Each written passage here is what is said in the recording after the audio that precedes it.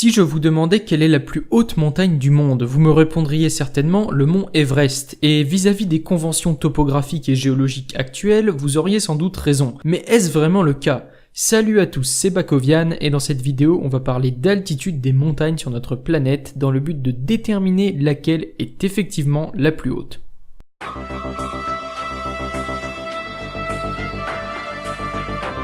Comme je l'ai dit en introduction, dans les conventions de mesure actuelles, la montagne la plus élevée sur Terre est bien le mont Everest, point culminant de la chaîne de l'Himalaya en Asie avec ses 8848 mètres d'altitude. Sauf que, quand on y réfléchit, la question n'est pas si évidente que ça. En effet, la définition même de la notion d'altitude peut prêter à confusion. Il en existe d'ailleurs plusieurs définitions possibles. Le plus important quand on parle d'altitude, c'est de choisir un point de référence. En effet, quand on mesure quelque chose en science, il est important de définir un point à partir duquel on va réaliser la mesure. Par exemple, quand un médecin mesure votre altitude à vous, c'est-à-dire en gros votre taille, il va la mesurer par rapport au sol qui servira de point de référence. Si vous vous tenez debout sur le toit d'un grand immeuble, vous n'aurez pas la même altitude si je vous mesurais par rapport au sol ou par rapport au niveau du toit. Pour les montagnes et plus généralement pour l'altitude des différentes structures géologiques sur notre planète, c'est exactement la même chose. Depuis la Renaissance environ, il a été établi que la surface de niveau 0 que l'on choisirait pour mesurer l'altitude serait le niveau de la mer, qui a l'avantage de rester globalement stable et utile pour les mesures, que ce soit en navigation ou en cartographie. Dans cette convention, le mont Everest est bel et bien la plus haute montagne sur Terre. Jusqu'à l'apparition des satellites récemment, le meilleur moyen de mesurer l'altitude par rapport au niveau de la mer était la triangulation géométrique. On prenait deux points au sol à une distance fixée, puis on appliquait des formules basiques de trigonométrie en s'appuyant sur des mesures d'angle pour déterminer l'altitude du point souhaité.